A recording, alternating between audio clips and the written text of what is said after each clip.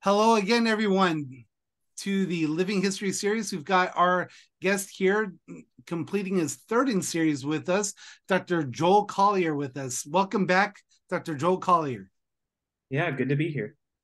Awesome. Let's jump right back into, since we took our first and second in series with you, repeating your whole like academic between kinder and 12th, almost 12th grade on each episode, considering your performance and your compositional background. See if we can merge your senior year together of the high school years and go into college.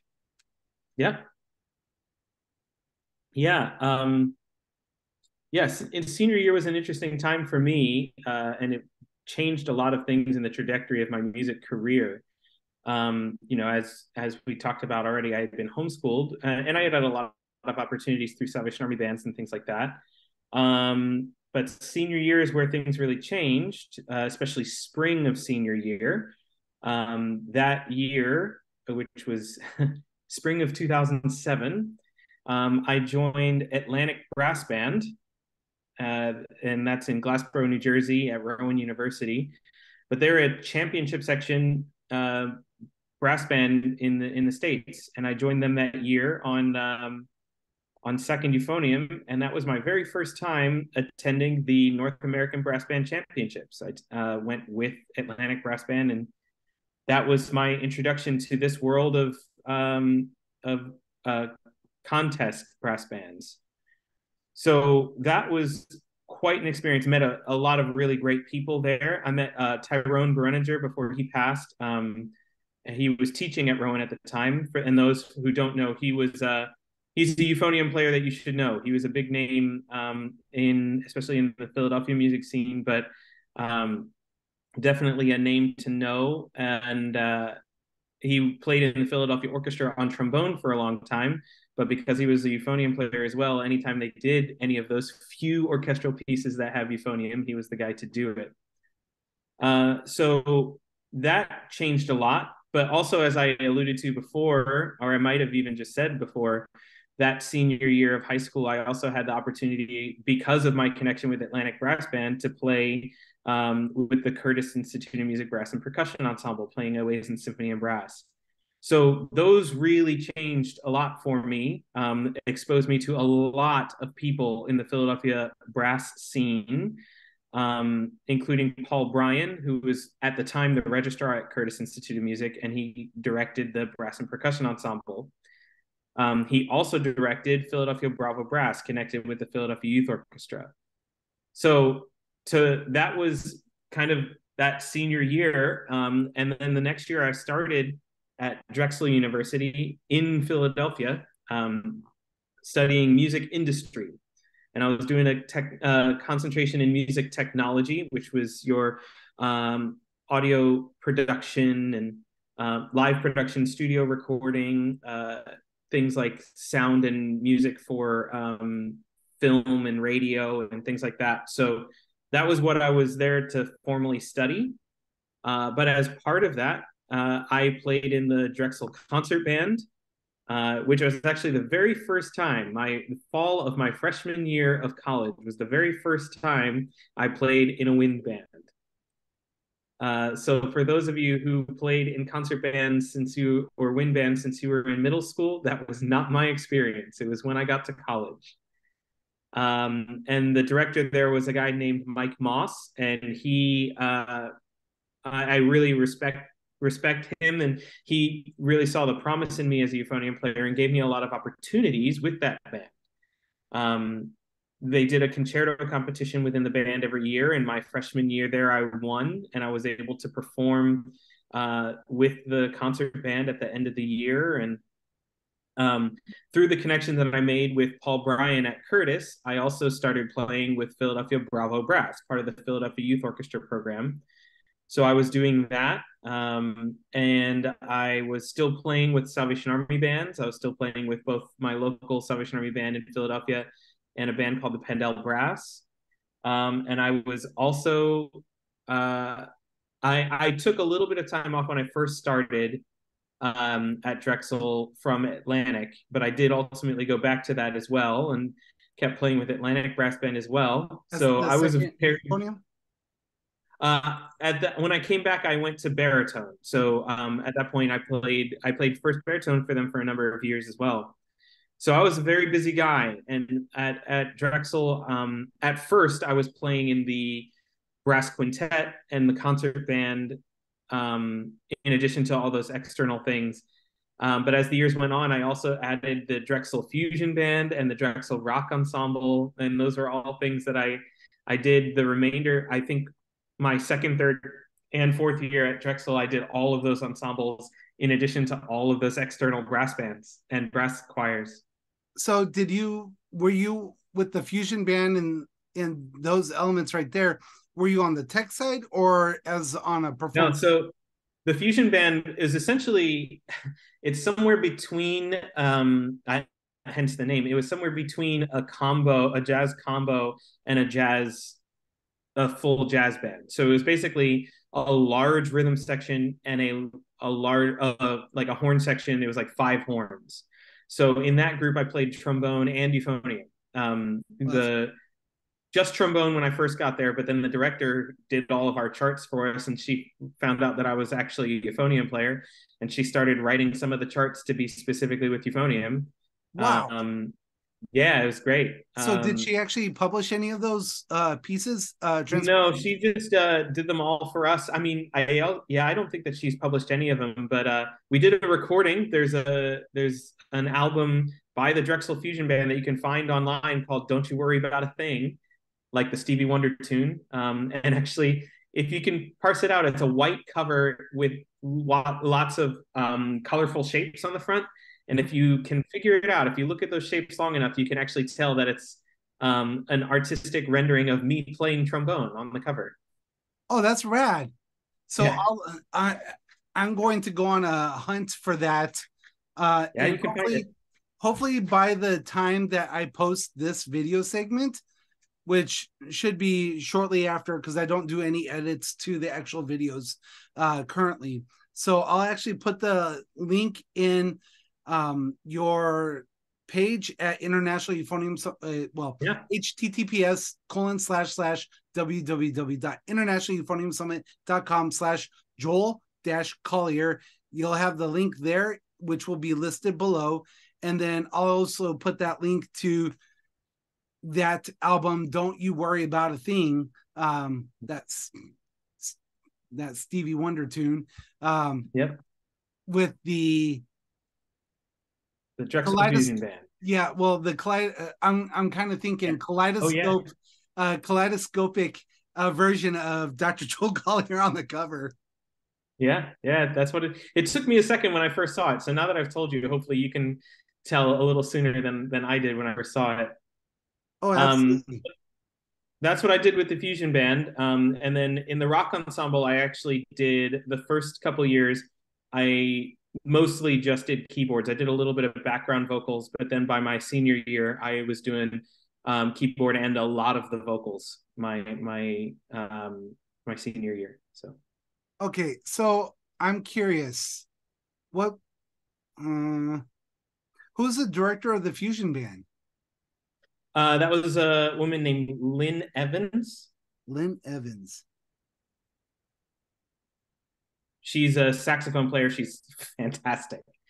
Has a few albums out herself. She was excellent and really great to know. Really well connected in the Philadelphia music scene. She, her band that she worked with regularly, they were all just phenomenal jazz and funk players, and it was good to meet them on some of the events that we did.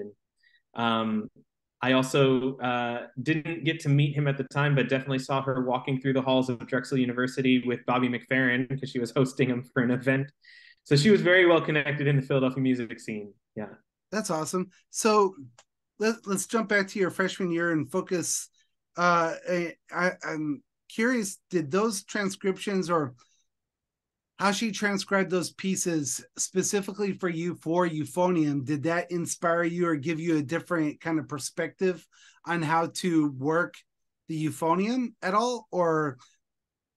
In some ways, I mean, I was always acquainted with jazz and funk styles. I grew up listening to them a lot. So of course you associate that with a lot with saxophone Mm-hmm. and with trumpet and trombone, less so obviously with euphonium, although it is out there, but obviously less so, especially mainstream jazz and funk.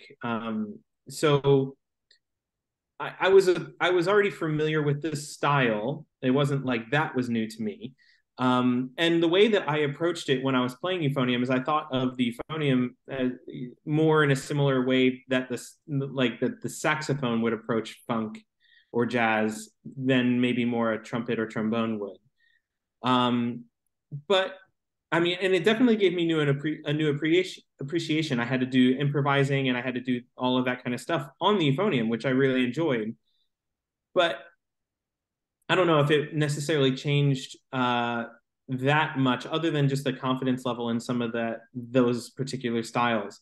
With the one exception being, she did a version of Watermelon Man by Herbie Hancock that's also on that album.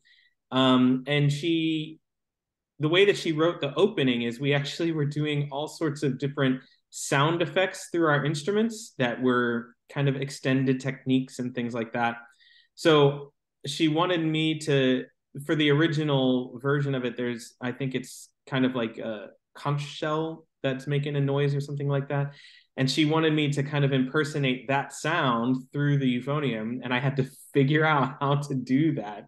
That was what was written on the chart. And I had to play around and figure out how to make the euphonium kind of sound like this, like you're playing on this shell. And I think it's not the same, but we got there. The effect is there. And that's the idea. You're playing a euphonium, you're not playing a shell. It's not going to be the same sound. You just want that effect. And we got there. Did you ever try playing the shell inside the bell to see? That's a good point. I did not, but I actually wonder what that would do. I feel like you'd have to press the valves so that the pitch of the euphonium matches the pitch of the shell that's trying to go into it. Ooh, like resonating. Yeah. The harmonic. Yeah. Oh, that's fantastic. So if any of you have had an opportunity, and definitely don't do this with a school-owned instrument, and put some padding down. That's really cool. I'll have to take a listen to that. I'm wondering what. That's really cool. So, what was it like during your freshman year there with how you approached composition and writing pieces? Did you do any commissions your freshman year, or did you write at all during your freshman year? I did. I really started writing later in especially pieces that are, I think, anything worth talking about started to come around later in high school. And I kept writing. The difference was, as I was writing at the end of high school and the beginning of college, I was having to, I was still very much at the point in my composition career where I was writing things because I wanted to write them, and then having to bring them to people and say, hey, I wrote this thing. Could you maybe take a look at it? And just see who I could get to actually look at things. And there were a few wonderful successes. Atlantic Brass Band played one of my pieces. There was a quartet that I performed with at the NABBA contest for the small ensembles that we played a quartet that I wrote. And some of the other brass bands that I played with, were doing some of my, or at least reading some of my things on a fairly regular basis. But I certainly really wasn't getting commissions. There was only one exception to that. The end of my freshman year, myself and one of my other freshman colleagues in the music industry program, a guy named Matt Campana, were commissioned by the director of the Drexel Dance Ensemble through our professor. She went to him and said, I'm looking for somebody to write this. But he and I were commissioned to write the music for one of the dances that she had choreographed for 3 of her dancers in her ensemble for their spring, their annual spring dance performance. So that was actually really fascinating, because that was one of the situations where the choreography was already written. The piece essentially already existed, and then we were commissioned to write the music to fit this dance, well, fit the counts of a dance that already existed. How did that work? What was your Well, framework going into that? yeah, so that was the interesting thing. The piece itself actually kind of helped. What she knew what she wanted, which also helps. She was writing a piece that was featuring 3 dancers that specialized in 3 different forms of dance. One specialized in ballet, one in modern, and one in hip hop. And so what she wanted was some kind of united theme, the music that would translate across those 3 styles, but then the music would be in those 3 styles, sometimes overlapping. So so that was the interesting thing. I came up with a theme that Matt and I then used, and I did the writing for the ballet portions and for the modern portions, and then Matt did most of the writing for the hip hop portions and some of the combined portions. But so yeah, we had a mixture of durations and counts, where we had to essentially, without necessarily using the language, she was giving us the tempo and the counts and the number of bars, and we had to come up with the music that would fit that. It was a fantastic experience. I learned so much through having to do that. And the editing process, once we thought we were done and had to go back to her, and she said, well, no, I need 8 more counts here, or maybe we can change this. And but it was definitely it was a great experience, and it was the first time that I was writing specifically for digital music rather than for live performance. So the finished track was a completely digital track that Matt and I had created in Logic Pro, rather than being recorded by live performers. Okay, so question, just an idea that's popping off the top of my head here, with that being a completely digital track. Have you ever considered, or Matt perhaps, or maybe both of y'all, coming back and doing solo overarching pieces to be accompanied by that track? Yeah, I don't know. He and I certainly have never really talked about it. It is definitely something that could be interesting, except for it's another thing where I feel like, for me, especially, I don't know about Matt, I couldn't say for him, but for me, I also feel like my compositional style has grown, matured, progressed from that point. I'm not I'm not an 18-year-old still just starting out. So the way that I would write, if I were to approach the same project, it wouldn't be the same outcome. And while I'm certainly proud of the work that I did, and I did actually find a video of it maybe sometime last year and watched it. And while I was proud of it because it was a real representation of my ability at that time and where I was at that time, it's not necessarily a piece of music that I feel that I need to revive. Not necessarily. Yeah, that's a great point. And I hear amongst our composers in our cohort about letting those works of where they were written in that present moment back whenever they were, and just moving forward. So maybe I should have framed it like this. Would there be for those that are listening and are curious about the digital aspect of music and having something commissioned in a way now, just, I have all these other conversations with all the other composers in our cohort. Francesco Manetti, Dr. Stephen Barr. We talked about this with the dancing, because Francesco, his second in series is tomorrow, actually. His sister is a dancer. and we talked about the choreography and its relation to kind of the digitizing the movement in a musical aspect, Yeah. and all these new ideas and manifestations of what is possible now, especially with the greater cohort. It's amazing to see. Yeah. Yeah, different.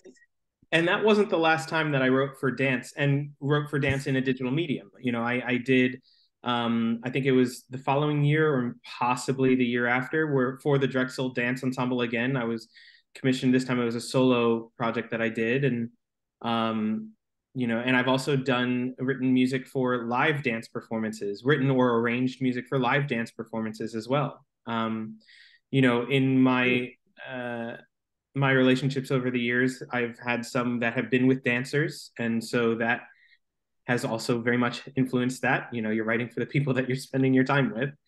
Yeah, I absolutely love writing music for dance, whether that's popular dance styles or whether that's ballet or things like that, because it's always storytelling. You have to create some kind of story that has to fit what the dancers are actually going to do in their performance. So I've always really enjoyed it. I don't do a whole lot of it, but it's something that I do definitely enjoy. Outstanding. I love how you bring that all back into storytelling and your compositional mindset going forward. And I think that segues really well into your fourth in series, and having you back on and going into your sophomore year. Uh, and as we segue into that, don't forget to hit the like and subscribe. Find Dr. Joel Collier's channel up here, as well as find him on the link below at www.internationaleuphoniumsummit.com/Joel-Collier.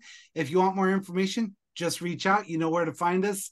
Until next time, everyone, thank you so much for joining us. Have a good one. Take care.